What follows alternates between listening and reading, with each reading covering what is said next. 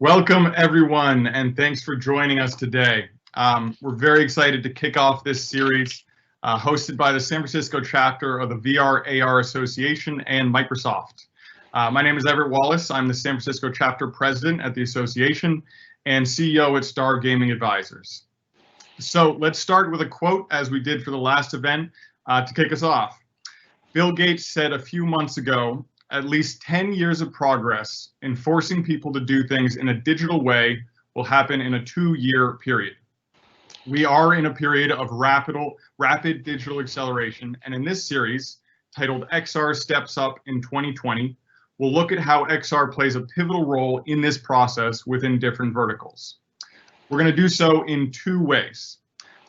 First is through one-on-one talks and presentations with the leaders of these verticals, examining what their experience is like in 2020 and how they look to the future.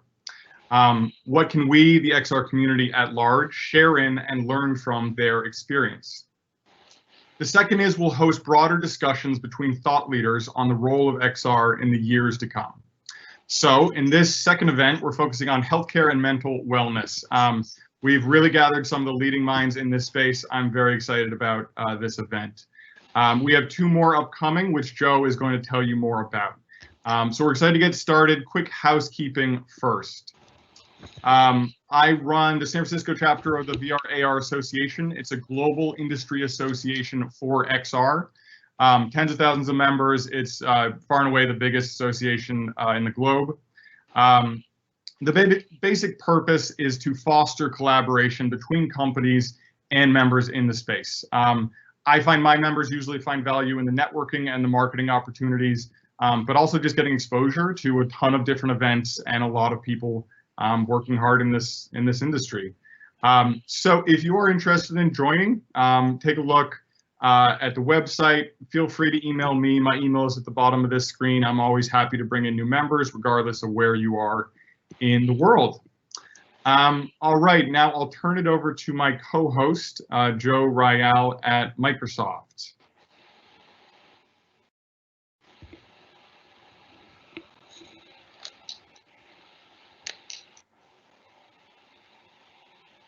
Joe, I think you're on mute if you're there.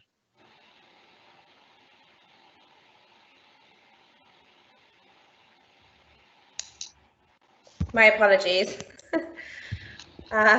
Haven't done so many of these events. Terrible mistake. So welcome. Firstly, I wanted to say thank you for joining us today for the next event in XR Steps Up in 2020. This one is focused on healthcare and mental well-being. I'm Joe Ryall, and I lead marketing efforts for the mixed reality developer ecosystem team at Microsoft. So welcome from San Francisco. That's where I'm based. And feel free to tell us what part of the world you're in via the Q&A channel. And also feel free to post any questions you have for our speakers. Firstly, thank you to Everett, the president of the VRAR Association San Francisco chapter. He reached out to me a few months ago and he invited Microsoft to collaborate on an event on how zero latency got back to business in a safe manner during COVID. If you're not familiar with the company, Zero Latency are a location-based entertainment company, which is out-of-home experiences with VR and AR. Think theme parks and arcades.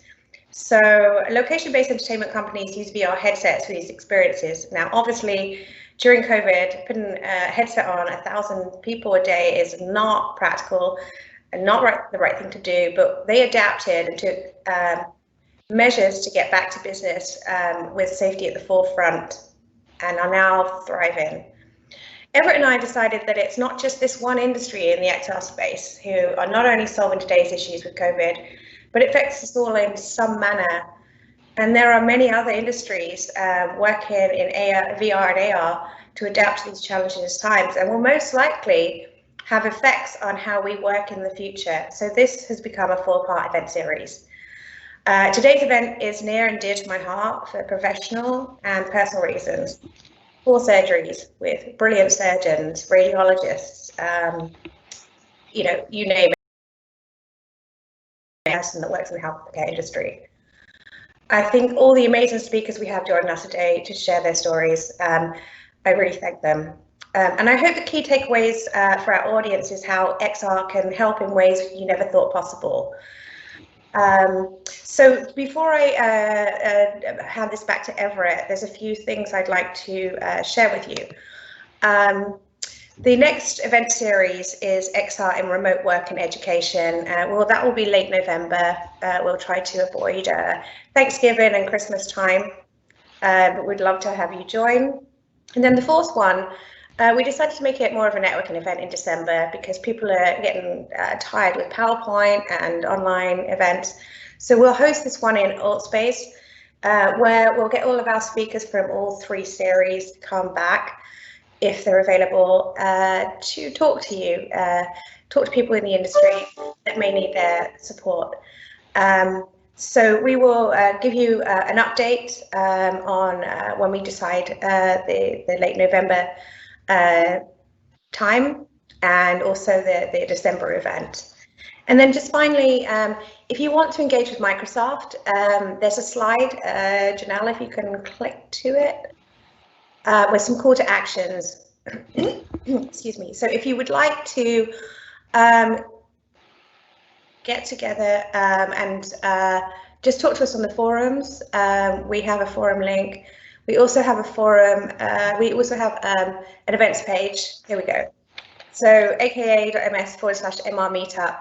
If you sign up to that, you'll get the latest and greatest updates on the events that we're producing, including this one, this series. And then if you want to learn more about the MR products and services or any technical updates we have, then I want MR is your link. And then, as I mentioned before, the forums link just to chat to us.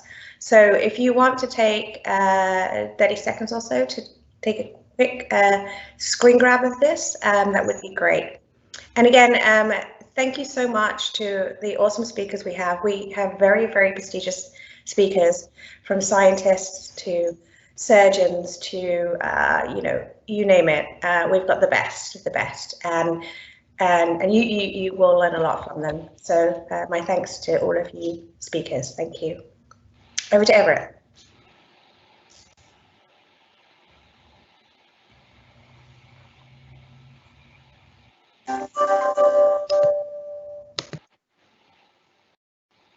I'm on mute.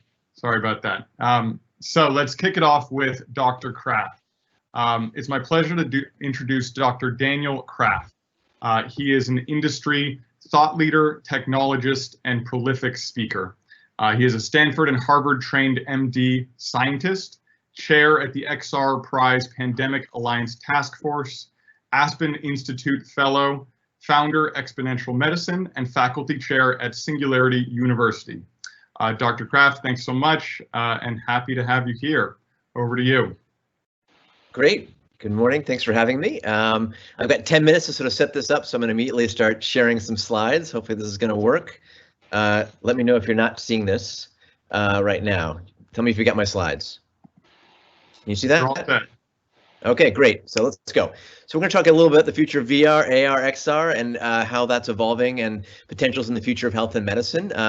Clearly, a bit of the theme is the acceleration of technologies and how that can reshape health and medicine, potentially move it from an incremental change to exponential. Certainly many other business models have been disrupted, like how we do our banking and movies. And certainly COVID has come along to disrupt all our lives, and hopefully some of the silver linings, because maybe that it takes us truly into the fourth industrial age, where other fields have already been for a while.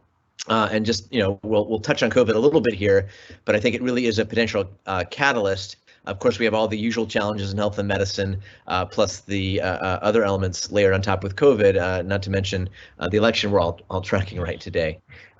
So when we think about the future of medicine, many of us come from traditional medical training. We come and think about the hospital. I recently helped chair a session on the future of the hospital with CEOs from around the world, and our sort of takeaway was the future of the hospital is not going to be the hospital. It's going to increasingly be virtualized, from hospital to home or hospital to homespital. And virtualized care has certainly expanded in the era of COVID. You know, our old model sitting in waiting rooms, whether you're in San Francisco or Calcutta, are hopefully going to go the wayside. And it provides us a bit of a lens to unsilo how we've designed healthcare in buckets of body parts. When we're in reality now in this digital connected genomic age of health and medicine. But we really don't practice healthcare today. We practice sick care. Sick care is sort of based on our data, a model where we get very intermittent episodic data from each of us and our patients, usually when they only visit the clinic or the ER or the ICU. Even when they might have data or information at home, it's hard to transmit and share. And that leads to our sort of reactive sick care setting where we wait for the patient to show up with a heart attack or stroke, or in my world of oncology with late stage cancer, or we wait for the pandemic to arrive.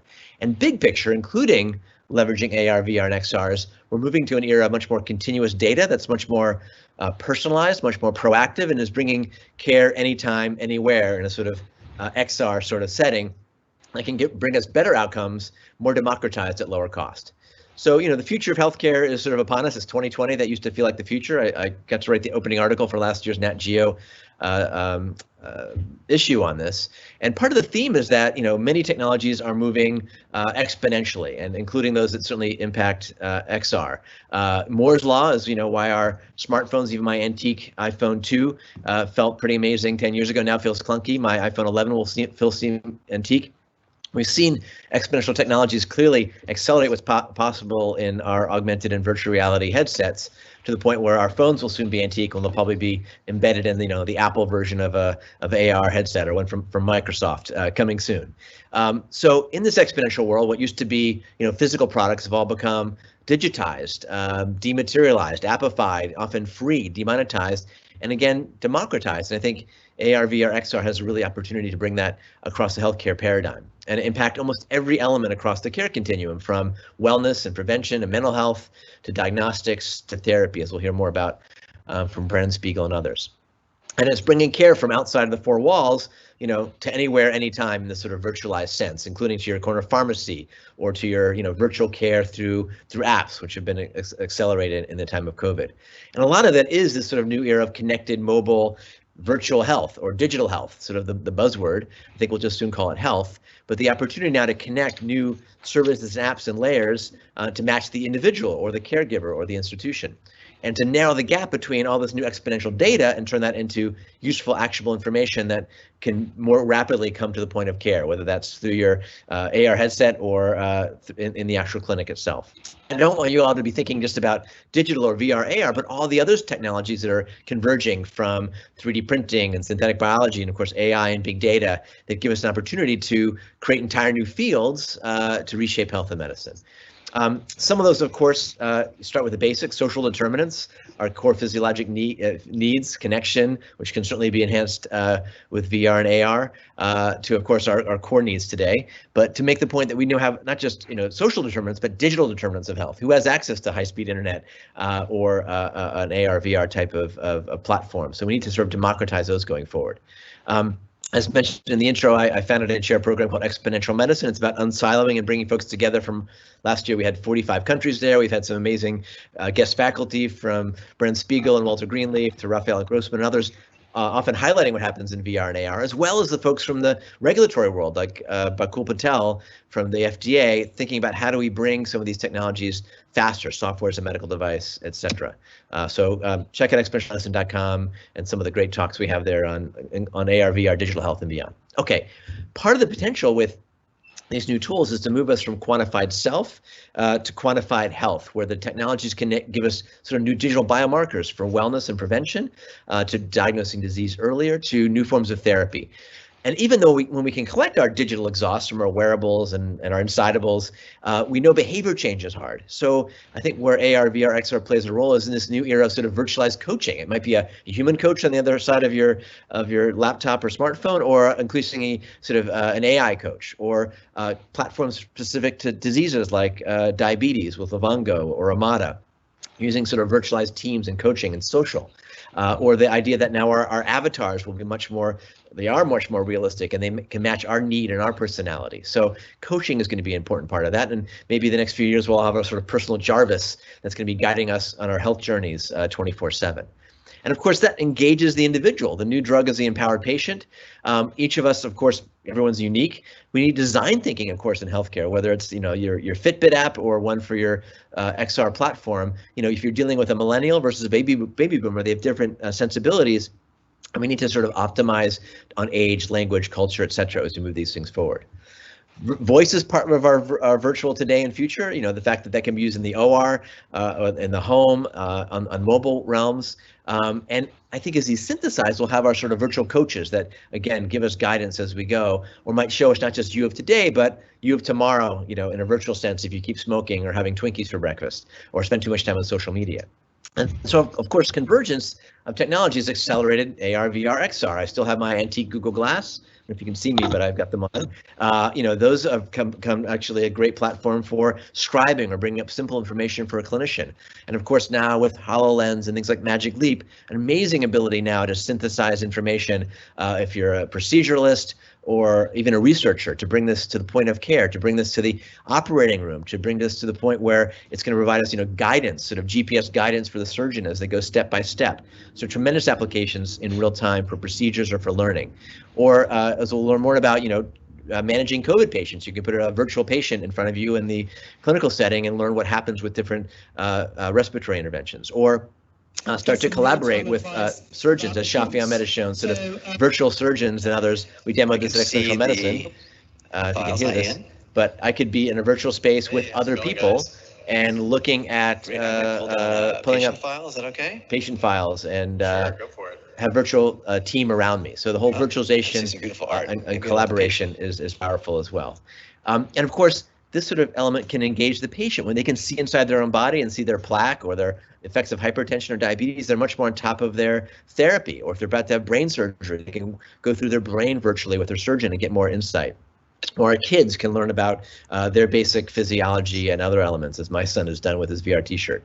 And of course, we can take lessons from other fields. I've been a pilot, a flight surgeon. We use augmented reality with heads-up display in the fighter cockpit that can tell us where the bad guy is. It can remind us to pull up if we're too close to a mountain. But imagine our augmented reality for behavior change. You see your breakfast in one way, then another way, and it gives you a little reminder to nudge. And I've been recently flying Microsoft Flight Simulator, which is incredible. I'm a regular pilot. I can simulate the mission before I fly it in the real plane. So lots of lessons coming together from the aviation world. And of course, VR, we're going to hear more about incredible ways that you can do it in simple forms or more advanced. It's great to put grandma on our first roller coaster ride. I now have my new Oculus Quest. It's amazing how cheap and powerful these are getting. Of course, we'll hear more about the ability to manage pain as VR is for therapy, blending that with mental health. We'll hear more about later in the hour, blending it with physical therapy, which can be much more engaging and gamified, for mental health, where you can do virtualized meditation, even workouts. In the COVID era, I've now done 100 days straight of VR workouts in this platform called Supernatural. Literally 100 days of getting my heart rate to 160, and very engaging. And you can see my resting heart rate went down by like 8 points, etc. So really effective, and that's engaging with social as well. And of course, for education, it's going to be transformative, whether you're walking inside your heart, as in the Stanford Virtual Heart Project can do to train a patient or a cardiology fellow, all the way to live streaming surgeries from operating rooms, as Shafi Ahmed pioneered. I was there 4 years ago. Or are doing mentoring, real-time elements, bringing in others into the operating room as you go forward. And simulation, of course, whether it's video games for doctors, like Level X has pioneered, all the way to platforms like Oso VR, where you can literally walk into a virtual operating room, practice a procedure, just like a flight simulator for physicians going forward, and not see one, do one, teach one, but see one, sim one until you get it right. And eventually start to build a bit of a ways for clinicians to guide them through their procedures and learn from thousands and millions of cases, kind of like going from driver assist to surgeon assist. Lastly, I'll just mention, of course, diagnostics is getting virtualized. We can do a COVID diagnostics remotely, bring that into our virtual sense. We can do virtual exams with our smartphones, the smartphone as a diagnostic. So you can do your urinalysis, dip your urine dipstick, and use the sort of AR camera to now read the urinalysis and provide the results immediately to your doctor or pharmacy. That's going to be part of the future of medicine, or looking at a wound and tracking that in a similar manner, all the way to COVID tests, which are going to start blending with our smartphones. I'm chair of the XPRIZE Pandemic Alliance Task Force. We recently launched a rapid COVID testing XPRIZE. 700 teams from 70 countries entered, and we'll see the results from that pretty soon. So, of course, care is getting virtualized. I don't need to tell you about virtual care apps. It's going to be asynchronous. A lot of these are going to be chatbot versions. Mental health is going to be increasingly elemented with virtual psychologists. Again, we're going to feel our physical visits blend with our virtual ones. And to the point where we're going to start prescribing VR, AR, XR to our patients, whether it's for smoking cessation or for mental health. There's so much of this out there right now. I've really recently launched a new platform, still early, called digital.health. That's the website, digital.health, a bit of a digital health formulary, including for VR, AR, and XR. So you can check that out as a place to find sort of the digital tools you might prescribe for your patients now and into the future. So with that, I went a little too long, but thanks. It's an exciting time where all these technologies are coming together to impact health, medicine, and VR, AR, XR is going to be a key part of that. Thanks, and on to Brennen. Thank you so much, Dr. Kraft. That was wonderful top level. And I think that's normally a 30-minute talk. So thank you for crunching it into 10 minutes. A lot of information. It's wonderful. Next up, we have Dr. Brennen Spiegel.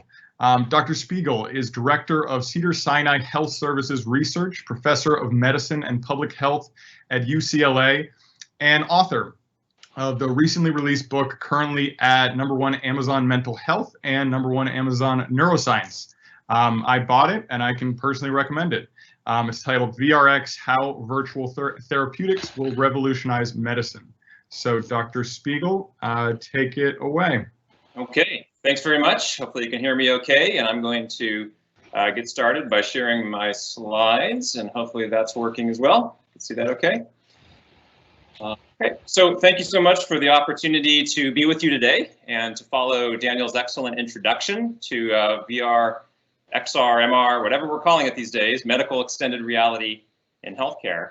I've titled this VRX because if virtual reality is a therapy, then we need a VR pharmacy. As a physician, I need to be able to reach off the shelf, the digital shelves, and pick the right digiceutical for the right patient at the right time. So today I'm going to talk about how we've been doing this. This is an actual picture of an actual patient who's allowed us to show her image. This was taken a few years ago, the old Samsung Gear VR. And at the time, we were working a lot with David Rue, who's now your CMO at Microsoft, and he was at Samsung before. And he introduced us to VR along with Walter Greenleaf, who you'll hear from later this morning. And the idea here is, in this case, she is contemplating whether or not to use this headset to manage her pain. She's experienced a great amount of pain, has been in and out of the hospital. And I'll show you what happens and some of the results when we use this for managing pain in the hospital. We've used this in over 3,000 patients now at Cedars-Sinai Medical Center, which is the largest hospital in the Western US. So I'll talk a little bit about our experiences using VR. Since this is really a visual art, I'm going to start with a few pictures. You can see these old VR headsets with the Galaxy phone snapped in. Now, of course, we've moved to the all-in-one headsets, and of course, we've got mixed reality now with HoloLens. But what I'm showing you here is this indelible emotional response. I mean, this is a young man who's in the middle of a sickle cell anemia pain crisis in the hospital, but at this moment, he is flying in a helicopter over fjords in Iceland. And it's hard to tell that he's in pain. You can see the emotional expression, and the emotional component of virtual reality is something I'd like to talk about today because it's really an important part of the therapeutic benefits that we're seeing in the hospital. Not sure what that is. Let's see here. Just trying to advance my slide and it's not advancing now. Yeah. All right, I had to click off the screen to make it work. Okay. So here's another image of a patient of ours who has advanced liver disease, and I'll show you some videos of them in a moment using virtual reality, and she's experiencing a great deal of pain, but at this moment she's flying, actually she's on a beach in Hawaii. You can see that smile on her face. So I want to tell a story of one of the most important experiences I've had in virtual reality, and it was at the University of Barcelona, where I visited the research lab of Mel Slater, Professor Mel Slater, who's a professor of virtual reality. And I went to his laboratory, flew across the world practically to get there. And when I got there, they put me in this room. And this is a rather nondescript room, which has these black curtains. There's a chair and there's a coffee table. And I sat down in that chair and they asked me to kick my feet up on the coffee table. And this is Ramon Oliva, one of his postdocs, who is setting me up with vibration motors on my ankles and my wrists. And then he puts a headset on me, and all of a sudden, this room turns into sort of a beautiful living space with wood paneling on the walls and a chandelier on the ceiling, and I'm looking around, and this is my first-person perspective. And then they asked me to start moving my feet on the table. They draw these blue lines, and they asked me to trace it out. And I can see in a perfect one-to-one synchrony that as I move my legs, those legs move. And I'm starting to wonder, you know, whose legs are those legs? Because they move like my legs and they look like my legs. But I knew somewhere in that room there was a computer running thousands of lines of code and convincing my brain that I was assuming this avatar. I was becoming this body like a digital doppelganger. Now what happened next is he dropped these balls from the ceiling. And as each ball hit me, I could physically feel it. There was a vibration that was timed for this exact moment that it hit my body. And now I had what Slater calls full body ownership. Now, what happened next, I talk about in the book that you heard about earlier, but I'm going to try and very briefly tell you what I experienced. And it's really hard to put into words because it's sort of an indelible experience that is burned into my mind even today. What happened next is I separated from my body. And these blue balls started to follow me up to the ceiling, and I can still feel them.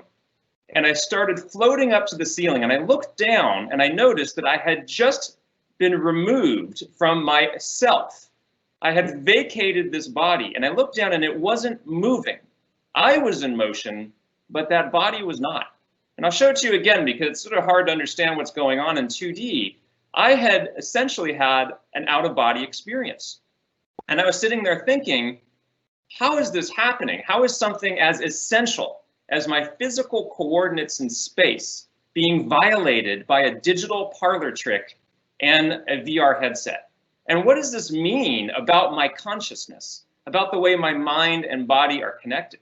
And I had a further thought that if this is what dying is like, if this is what the process of passing away is like, it's sort of spiritual, almost mystical.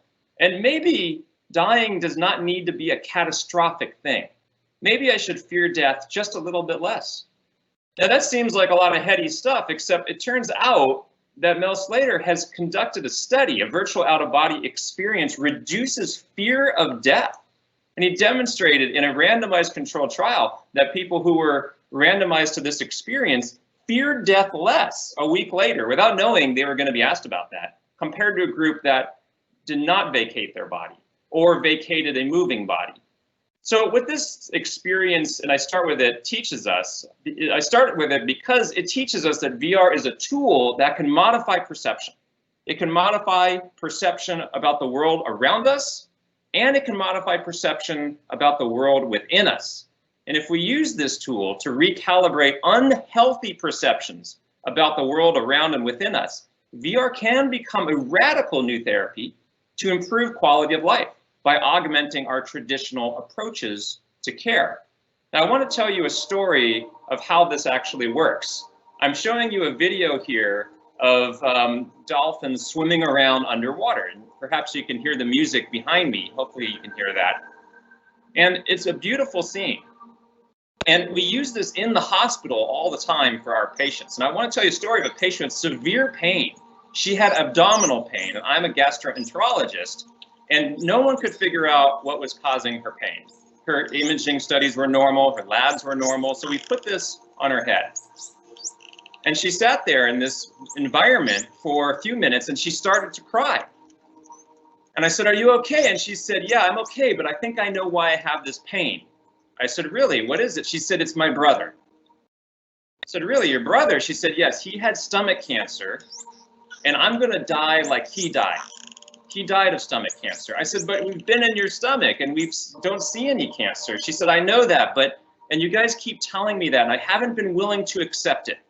But these dolphins, they're telling me I need to accept this and move on. And all of a sudden she said, if I had been on the couch for a year, I wouldn't have figured this out. My pain is better. I want to go home. And I thought, oh my God, I'm a gastroenterologist, not a psychiatrist. But within a few minutes, we had rebooted her brain and her pain got better. She was thinking differently about herself. And I didn't have a functional MRI scanner to look, but if I did, it might have looked like something like this. This is a very famous study from Hunter Hoffman, who's done a lot of this foundational work at the University of Washington, where what he's showing is on the left is a research subject who's experiencing pain, and on the right is that same research subject in virtual reality. And if you just look, even with an untrained eye, you can see there are fewer signals in the brain on the right than on the left. But it's not just that there are fewer signals, it's where are those signals located? If you look carefully on the left, you see this little conflagration like a fire in the sensory cortex up towards the surface, but also in the emotional centers, right there smack dab in the middle of the brain, in the limbic system. And what this points out is VR dampens the signals of both physical pain and emotional pain. And that's important because Buddha said a long time ago that there are two arrows for pain. There's the physical experience when the archer hits you with an arrow, but then there's the self-inflicted wound. When you look at that arrow and you think, I'm going to die. What does this mean about my life, about my future? That's the emotional component of pain. VR reduces both components. And these are two randomized controlled trials that demonstrate that. On the left, from the University of Washington, people with severe burn injuries undergoing bandage dressing changes. And on the right, at the University of Michigan, women going through childbirth. And in both cases, the lower bars are virtual reality and the higher bars are control. And if you look, you'll notice that VR not only reduces the severity of the pain, the sensory experience, but also the cognitive and affective experience, the time spent thinking about pain, the unpleasantness of the pain. And curiously, if you measure fun, which is a weird outcome for a clinical trial, people undergoing burn dressing had more fun too while they were at it. We just recently published this paper reproducing the results of the childbirth study, together with Melissa Wong and Kim Gregory at Cedars-Sinai, demonstrating in a randomized trial using a Lamaze breathing VR biofeedback treatment, where people, when they breathed in and out, could see they could breathe life into a tree or life into a forest. Their pain scores were lower on average in the VR versus the control group. So I'm at Cedars-Sinai, and just to pivot for a second, this is our hospital. And if you go into this hospital, it's the largest hospital in the Western US, you'll see a room like this. And this is a room like any other room, but make no mistake about it, being in the hospital is not a place of rest. It's not a place of healing. It's a biopsychosocial jail cell. Our patients suffer physically, emotionally, socially. And if you sit in this room all day, this is what you see. Somebody like me might come by in the 5 in the morning, not necessarily smiling, disappear, come back again, all day long, back and forth. We must be able to do better than this. So here we are using virtual reality to try and allow people to escape the four walls of the hospital, to go to fantastical destinations, like going underwater. This patient is watching a blue whale crossing her visual field as she reaches out to touch it. And we've been talking with our patients and learning from them, what works and what doesn't work. What is their experience interfacing with these different XR technologies? And we've learned that different patients, of course, have different preferences. Some might want to go to Hawaii and sit under a waterfall. Others might want to go to an ice cave or go on a safari in Africa. And we've been learning a lot about, these different environments. What I want to show you now, as I sort of wrap up, are two of our patients using virtual reality for the first time to give you a sense of what it's like when they use it. So we'll see if it helps with the pain or not. You'll tell us. Yes. And we'll go from there. Okay, any questions about that? Pull that down over your eyes now. Should load up. Whoa. What do you see? Horses. Yeah, okay. And over the bridge. Is that working? Yes. What's happening now? The helicopter, waterfalls. Mm-hmm. Have you ever been to Iceland? No. With the music and everything, it's real peaceful. Oh, it's people. Cool. So what'd you think? It's pretty relaxing, Uh-huh. especially with the music and everything, and then the different scenery. Like there was this one part where it was like a waterfall. You're sitting in a cave, Right. and it's a waterfall right next to you. Almost made me forget I was here, like because you're there. Right. It's like you're really there. You're hearing the waterfall, and everything is like you look around and it's the whole scenery. Right. It's like you're immersed in it. How did it make you feel? Relaxed, very relaxed. Mm-hmm. I wasn't thinking about the pain. You weren't? No, I wasn't. Really? I was just thinking about being there Uh-huh. and having a good time. Uh-huh. Yeah. We'll let Dr. Herman know. Okay, thank you. Thank That's, you. Good. Okay. Yes, but I really did like it. I enjoyed it really much. Excellent. Thank you so much You're for welcome. taking me.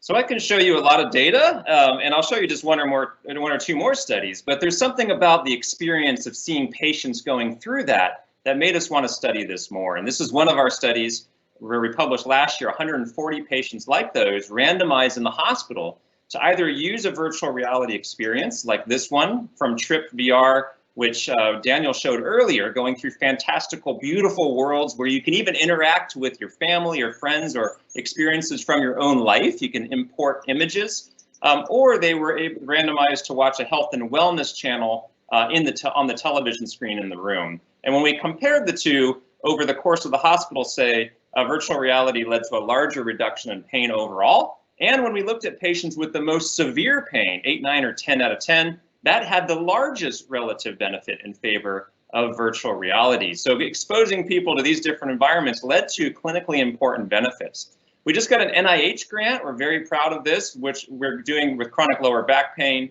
And we're looking at 3 different types of virtual reality, including a skills-based VR treatment, which includes psychoeducation and other types of cognitive behavioral therapies to allow for sort of durable benefits well beyond the headset coming off the face. So I'm all done. We have a website. This is our website's virtualmedicine.org or virtualmedicine.health. It's a resource to see all sorts of videos, including Daniel, Walter, and others who have spoken at our event. And we have a webinar series. We have all of our research there as well. And as you heard, I've recently published a book that just came out, and it's, as you heard, doing well in some of the Amazon categories. If you're interested about some of the stories I told, you can read this book. It's really not just about VR, but about what does VR teach us about our consciousness, about mind-body medicine, and the intersection between psychology, philosophy, technology, clinical medicine, and so on. So since I'm sitting here in Hollywood right now, I always like to end with a scroll to thank all the different people involved with the research. This is multidisciplinary research, and we rely so heavily on technologists and companies like Microsoft and others that are making these amazing headsets to help us do our work. I'm also on Twitter if you're interested in following me or our Cedars-Sinai Twitter handle. So with that, I want to thank you all and thank VRARA, and I'll stop there and appreciate the time today.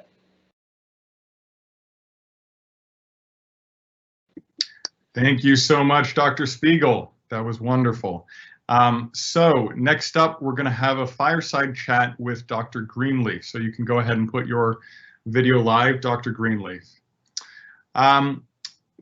So I'll introduce him, Dr. Walter Greenleaf. There we go.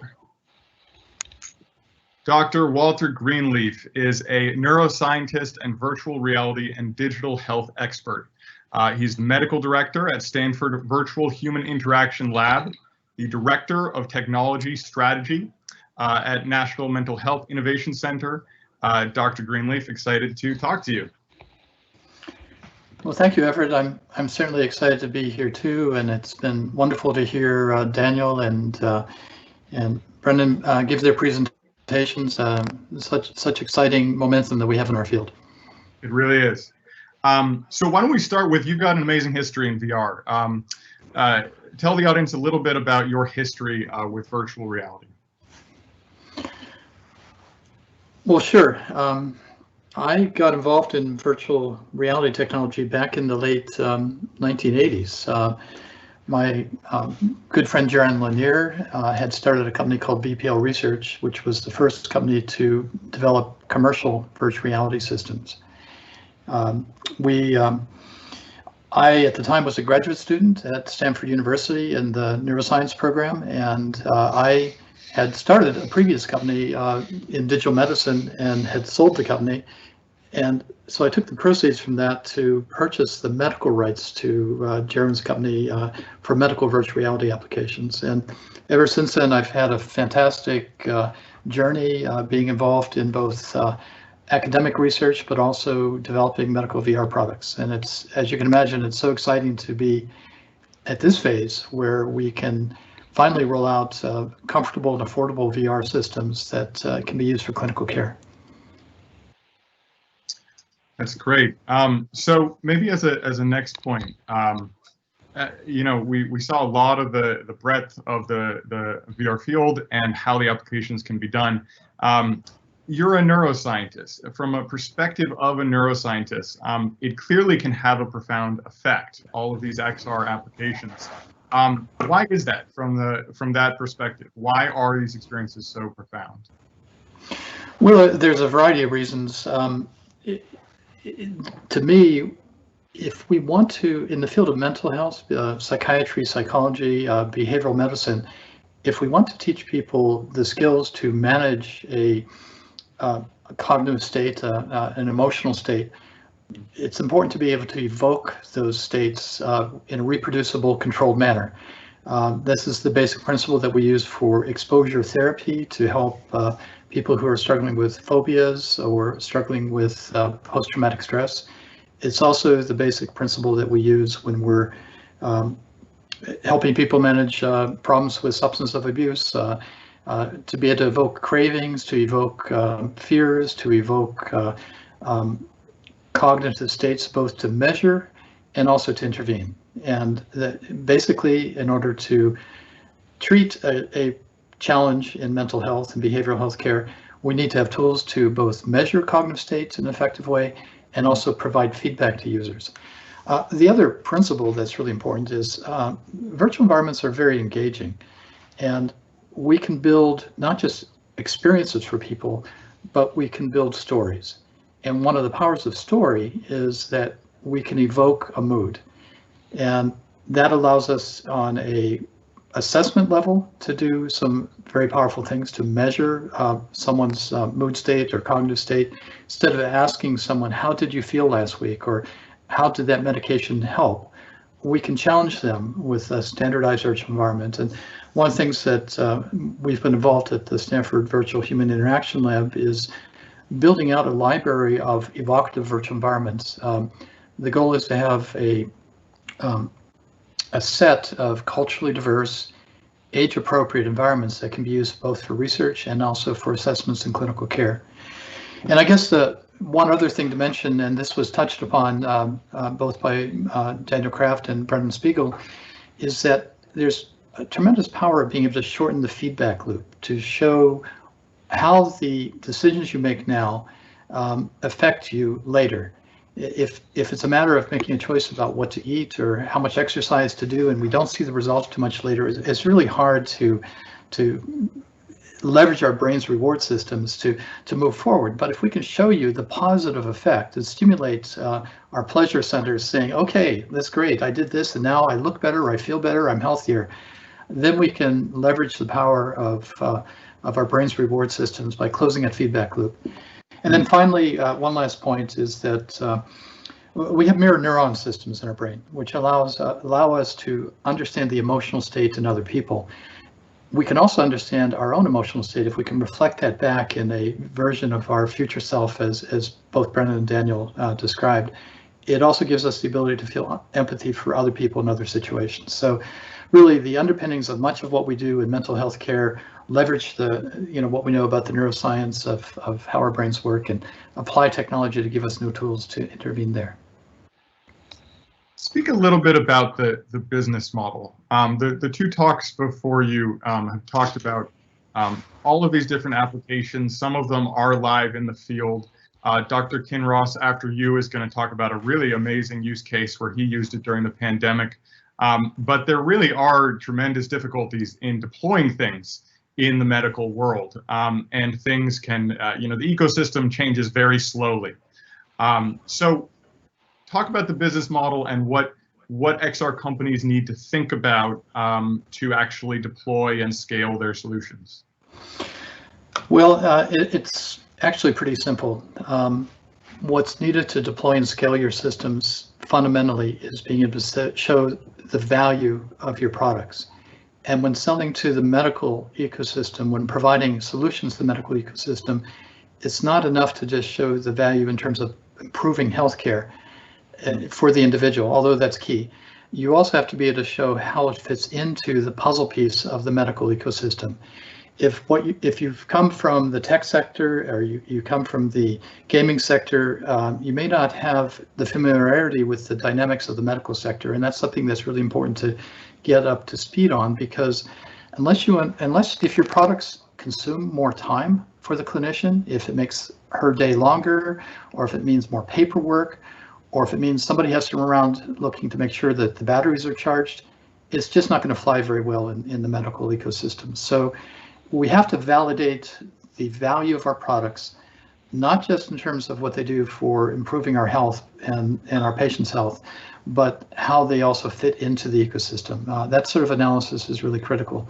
And we've had VR research for decades looking at its value in the medical field in our academic research labs. What we haven't had is affordable technology that we can do studies that are larger, more than just 10 or 15 people.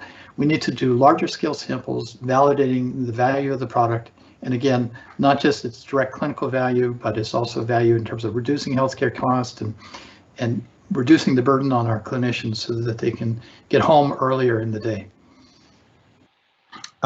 In speaking to a number of CEOs of businesses in the field prior to this event, the FDA keeps coming up.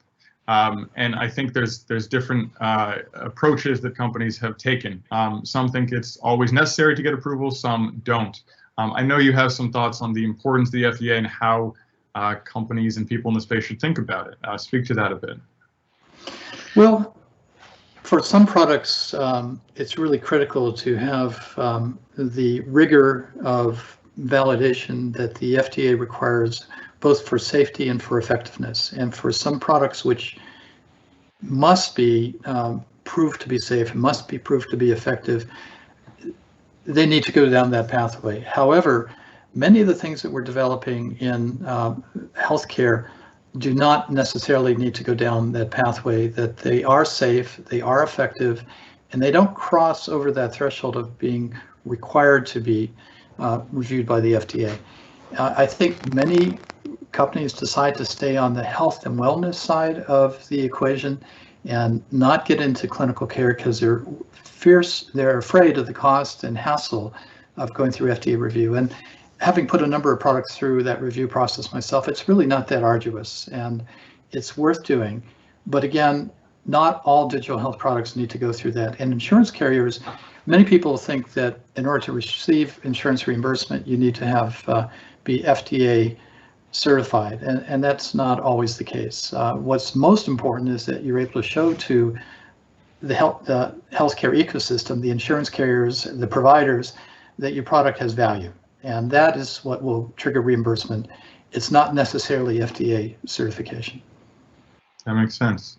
All right, well, I have 20 more questions I could ask you, but we are running a little over, so I'll leave the rest of them to Dr. Spiegel with the panel.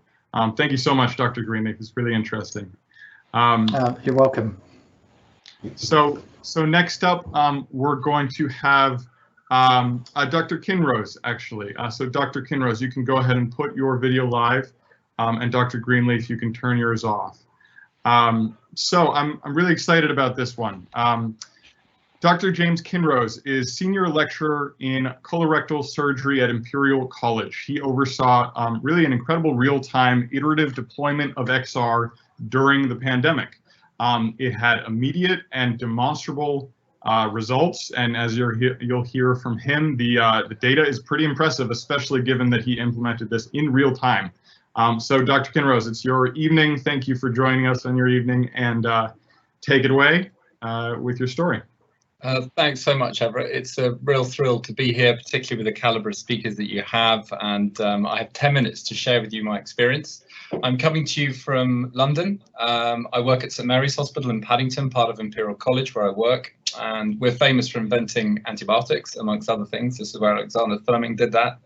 I've been working in VR, AR, MR, XR for about, I don't know, maybe 15 years. My adventure started in Second Life, believe it or not, when we built our first virtual models and virtual education models, and we ran educational events back there in 2008, which we published. And we've been working, applying mixed reality to surgery for the last 4 to 5 years. So I've been working with the HoloLens 1 system in the operating room for some time.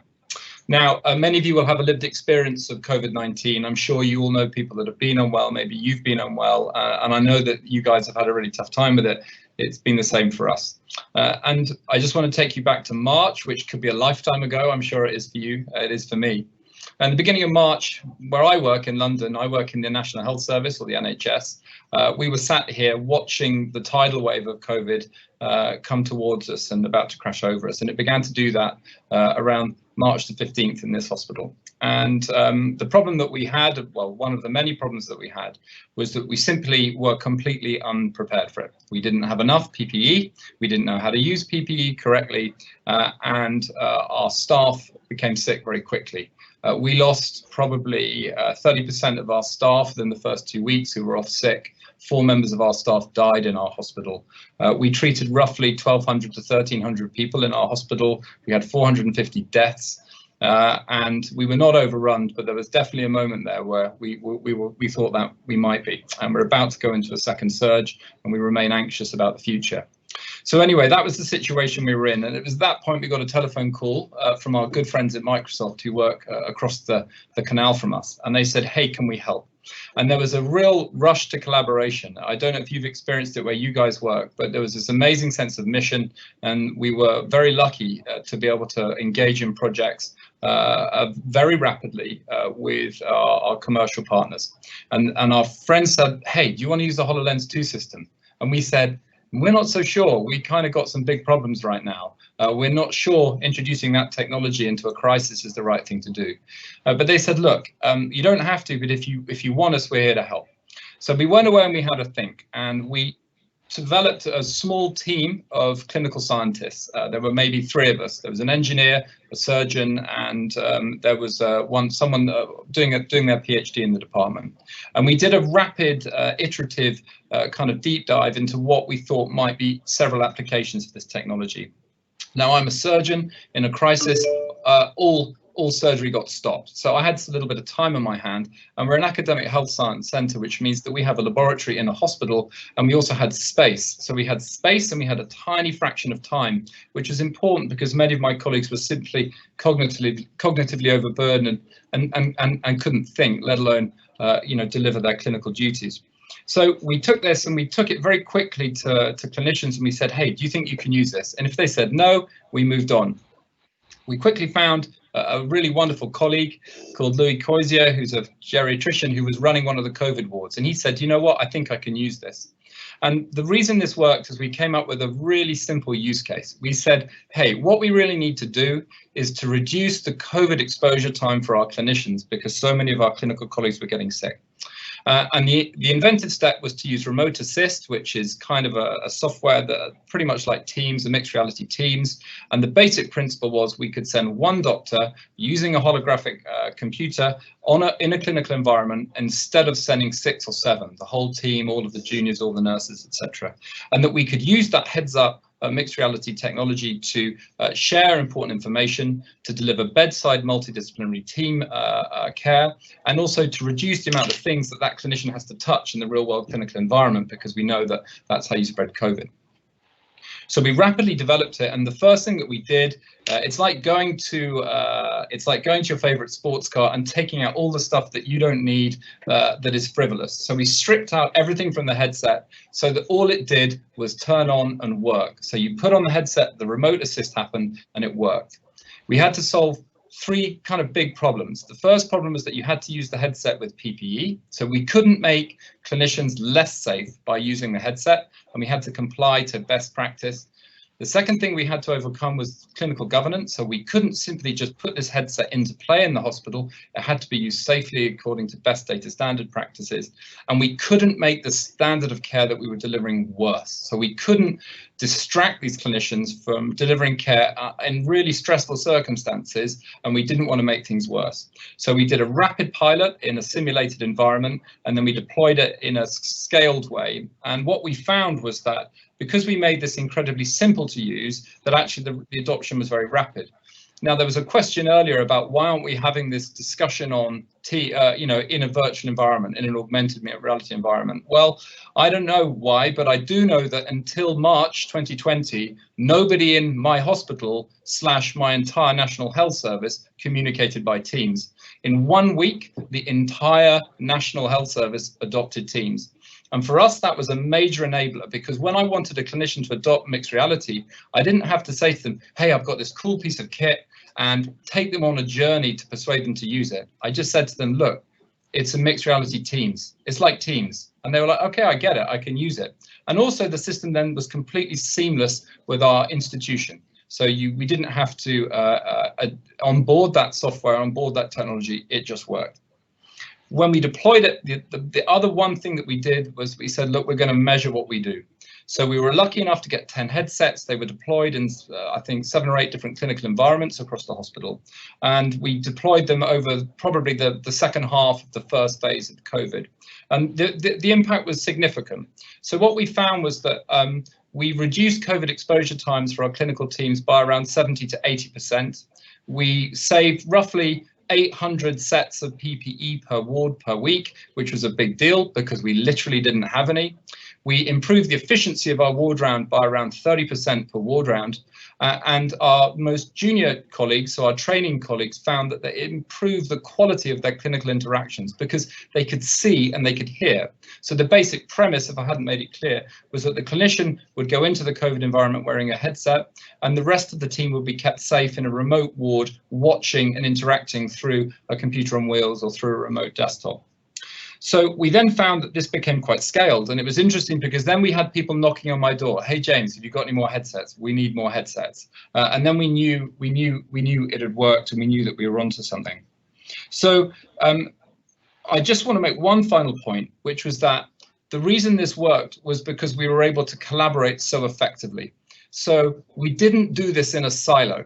And someone was asking earlier on the chat, like, how do we scale this? Well, we scale this by rapidly sharing our learning and best practice and doing that in such a way that we constantly measure the evidence and the impact and the safety of these interventions as we do it. So one of the things that we did is we set up an open national framework. We had a call once a week. Anybody could join that call from any hospital in the country so that they didn't have to constantly reinvent the wheel and relearn the lessons of deploying this technology into their hospital. So in terms of sterilizing and cleaning equipment, in terms of onboarding it into your data, into your information governance framework, all of those things could be really quickly learned and shared. And what we found was that very quickly we had a national network of hospitals also deploying the technology. So it wasn't just within our hospital, it was across the country. And there is now a legacy effect. So now we have, in probably 6 months, overcome a barrier that probably would have taken us, I think, probably about another 5 to 6 years, and we've onboarded a generation of clinicians onto the technology who understand it. They understand its potential and its value.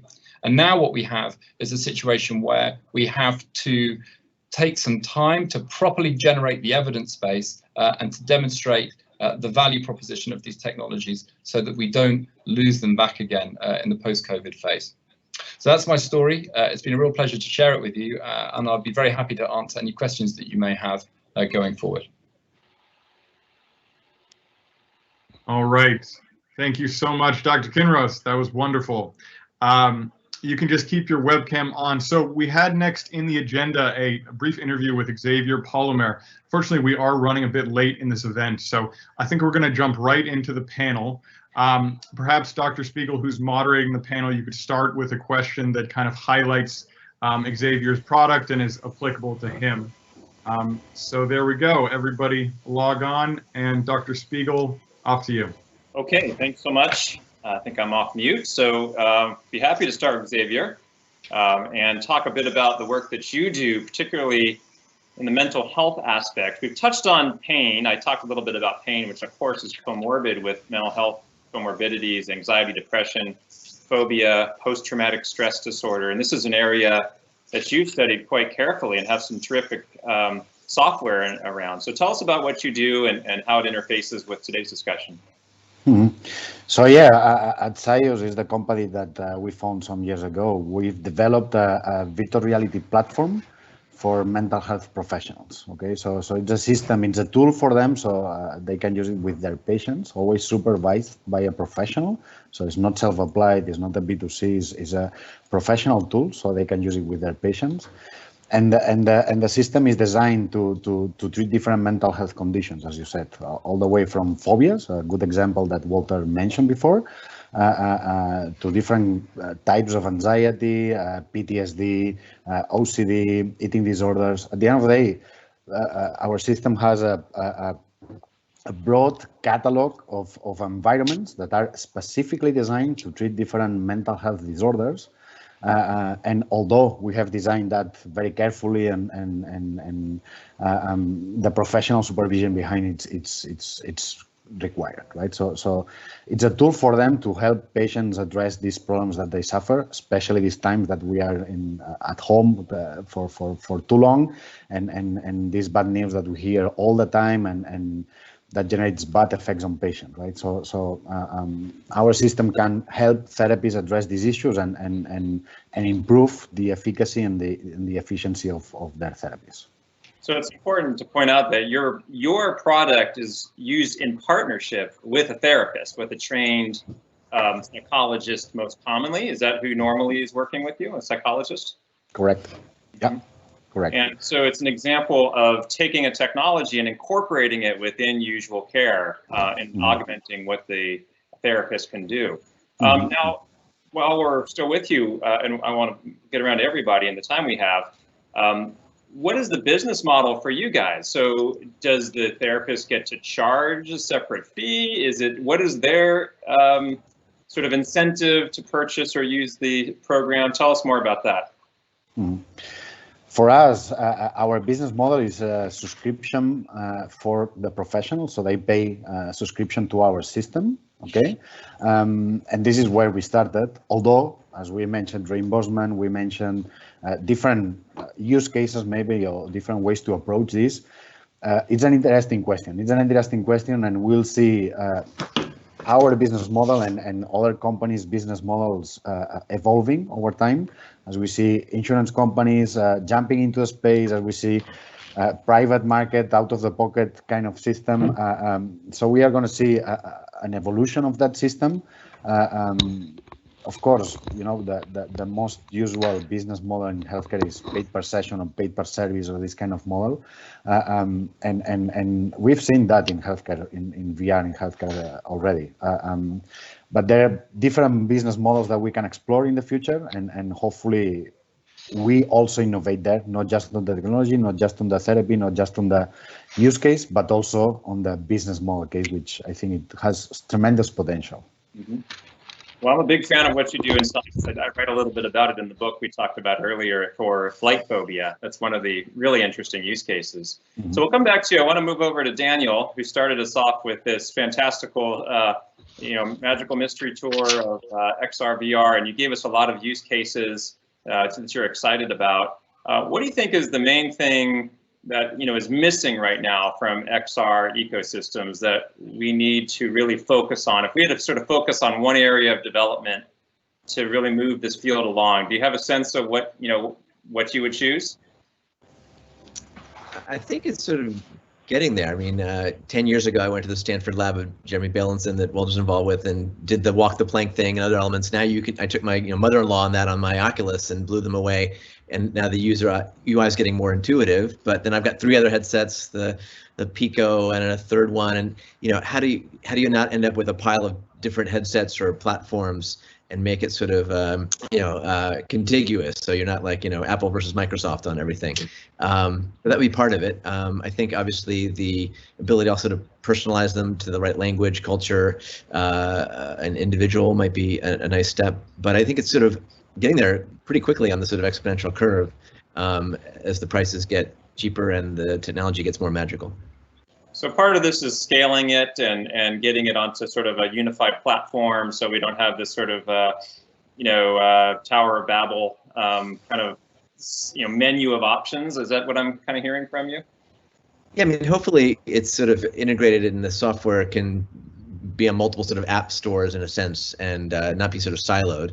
And then I think you and others have done nice work on how do you actually bring it in the clinical setting, from thinking about the sterilization elements to the business models. How do you think about having a bit of a digital health / virtual care formulary that then is easy for the clinician to prescribe, whether it's FDA approved or not, or even if that's not necessary, can get paid for by ideally the payer, and then the data and insights come back to the clinician in a user-friendly way that's part of the workflow. So it's not another widget or app to log into.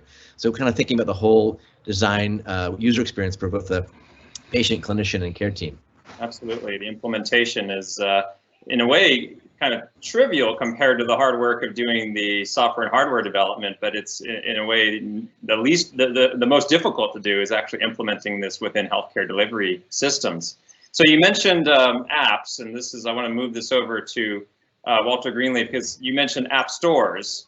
And of course, the Oculus store is the largest consumer-facing store, but it's also a Facebook product, and that brings up questions about data governance and data security and how that may or may not be affecting how we do our work. So Walter, what are your thoughts about that concern that starts to pop up, and how might that affect our work in the development of this MXR, medical extended reality field?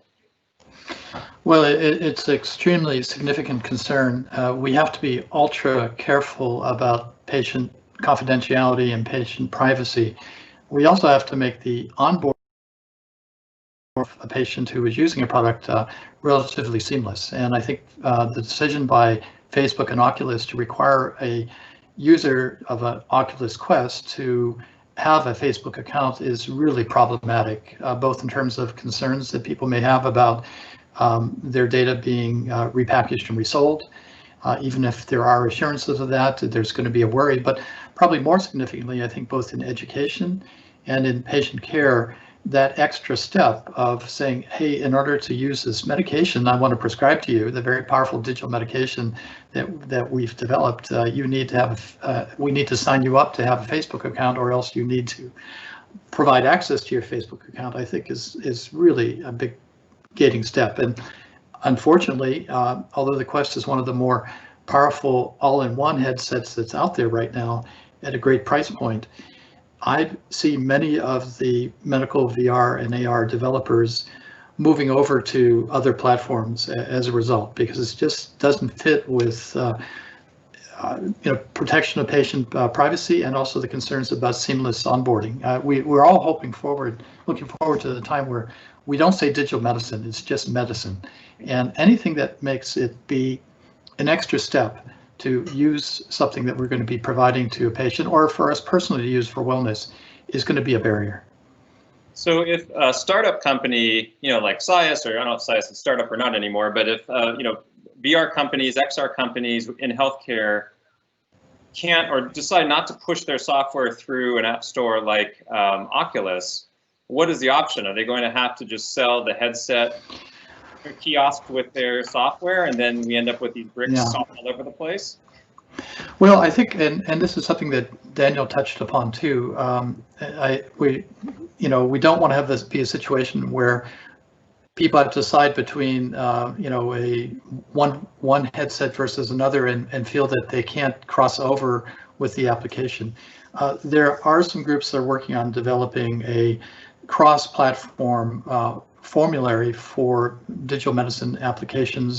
Daniel, I think you mentioned some of the work that you're doing in this area, but also specifically for those for VR and AR for mental health care. And I think being able to go to one place to choose and maybe have something that's cross-platform compatible. And I think we'll soon see something like that. I've been really encouraged by the fact that there are now some virtual worlds evolving that use real-time cloud-based rendering to render the virtual world, which means you can step into a virtual world using a whole variety of platforms in a way that has multi-user capacity.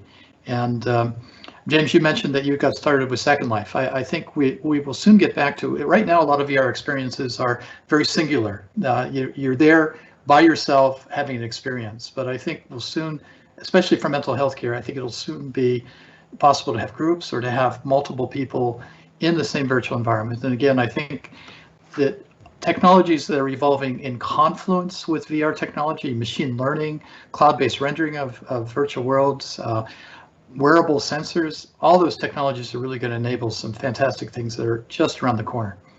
Yeah, and in fact, we'll talk a bit more about wearable sensors in a bit, so hold on to that because I'd like to come back to that.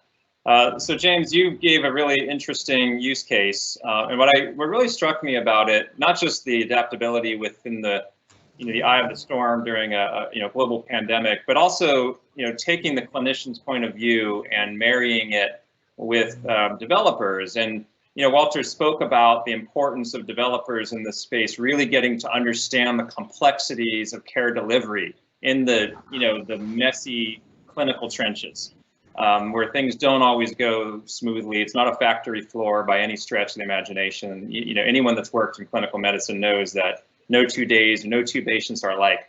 So with that background, what can you teach other people who are in both development side and the clinical side about what it's going to take to move forward with kind of collaborative development projects? I mean, are there some lessons learned that you can share with us about what really worked? Yeah, so that's a brilliant question. So I think one of the most important things, so Eric Topol did a big report for us in the NHS, and one of his key recommendations was education. So what we need to be doing is training and teaching our physicians and clinicians and medical professionals of the future about the fundamentals of this technology and how you apply it. What you've got here is some of the best clinical scientists in the planet doing doing translational work, and we need more of them. In the UK, our approach has been to try and do this systematically. So we have organisations like NHSX and NHS Digital, and they are creating really robust frameworks for working in partnership with startups and developers. And what that means is that they have equitable access to data and information, but also to clinicians and to trialing their products within the NHS. So we have the NIHR, similar to the NIH in many ways in the UK, and they will also create funding vehicles that specifically allow small to medium-sized enterprises and startup companies to apply for that funding in partnership with academic and clinical partners, so that they can really access, the kind of point of care. And that's important because what they need to understand is much of what your the panel have been talking about here. My belief is that the challenges here are not technical, right?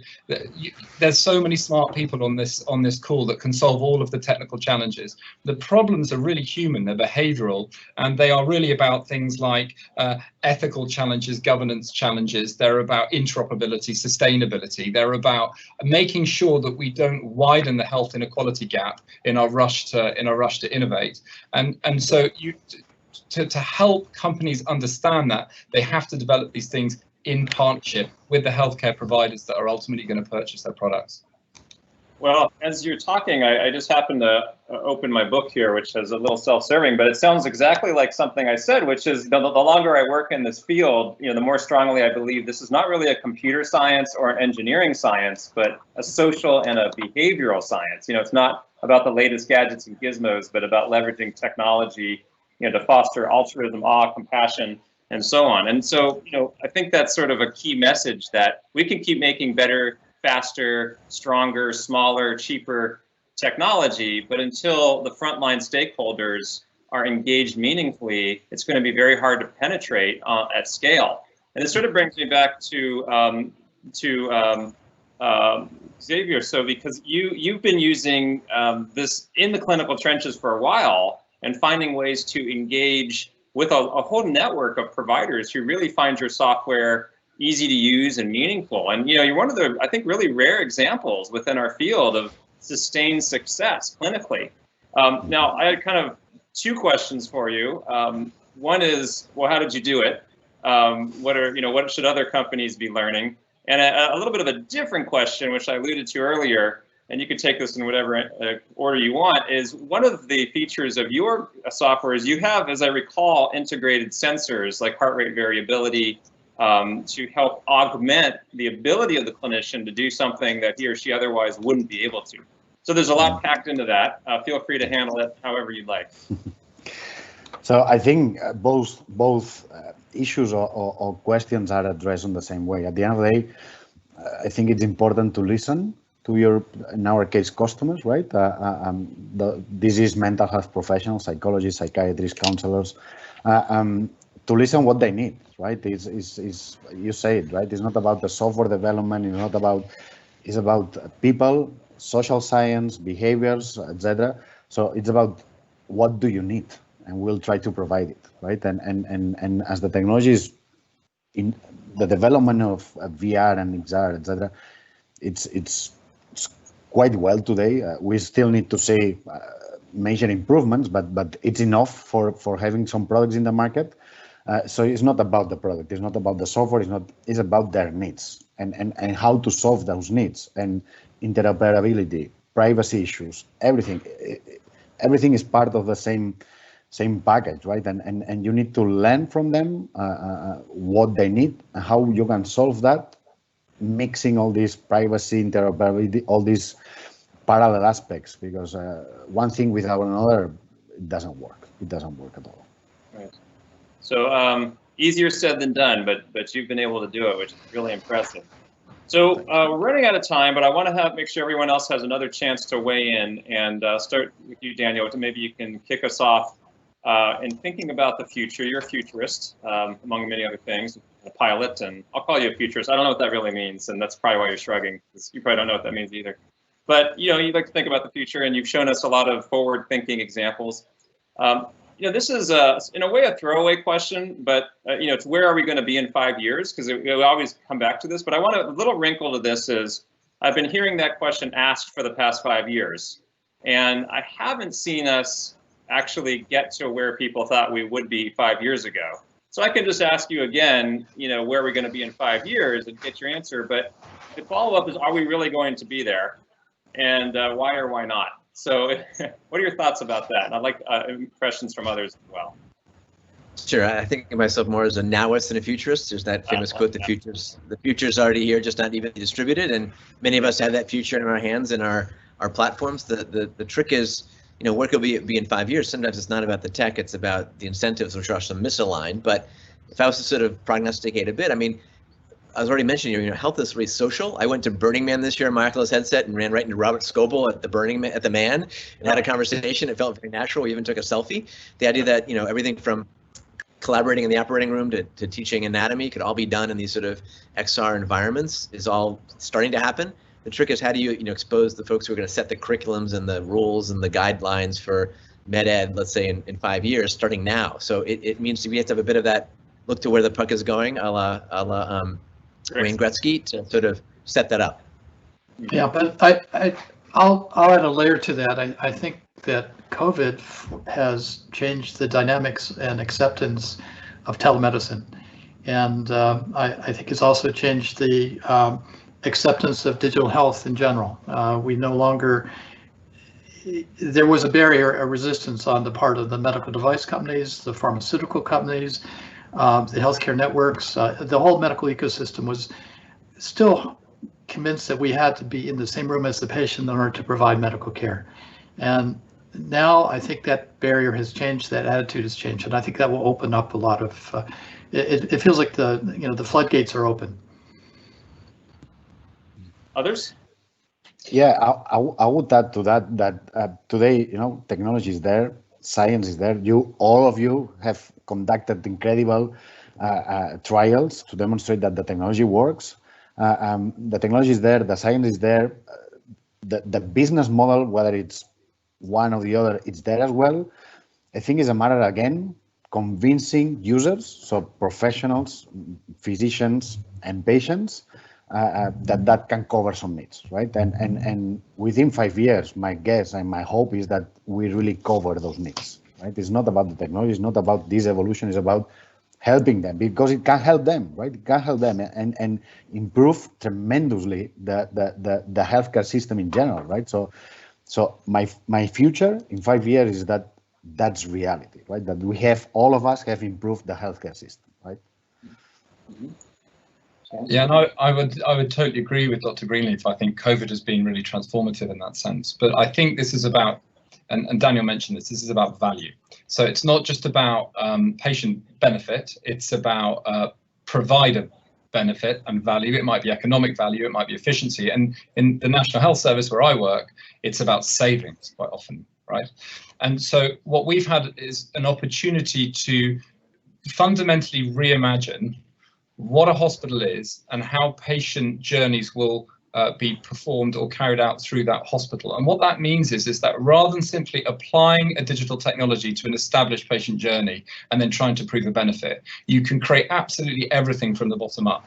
Right? And I don't remember a time in my career where that's been possible.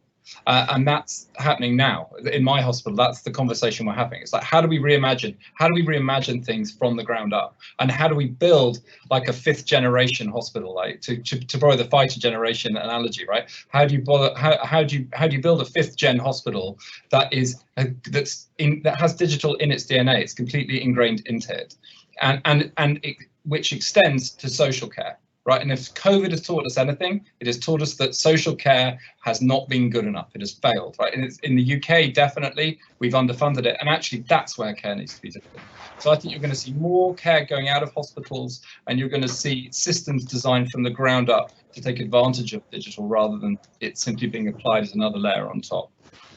Absolutely. And as you pointed out, value can be measured in different ways, efficiency, ease of use, and so on. But health economic value remains really vital, and an area that remains under investigated in this field. We've published one cost effectiveness analysis, for example, looking at inpatient VR treatment and suggesting it might actually be a cost effective approach if we can reduce opioid use, reduce length of stay in the hospital, and so on. But we need more of that in order to gain the attention of insurance companies to really begin paying for these services, not just because it's high quality, the right thing to do, but because it actually offers value and saves cost at the same time. And it's one thing to say that, it's another to prove that. And I think that's where the challenge is becoming now. It's not really the scientific challenge anymore. We've got 5,000-10,000 studies on virtual reality, XR, MR in healthcare.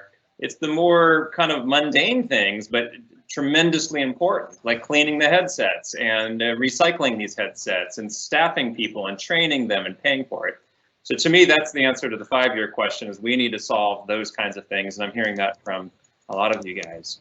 So this was a terrific panel, and we're pretty much out of time here. So I want to make sure our hosts don't have a heart attack with us going another 35 minutes. We could easily do that with this group of thinkers, and I want to thank you all for being with us today. Thank you, Everett, VRARA, and Microsoft for the opportunity. And I will kick it back over to Everett if you are somewhere there in cyberspace. I am indeed, and all speakers, you can just keep your webcams on. So that was wonderful. I think we're going to close it out. So Joe, you can come on in as well.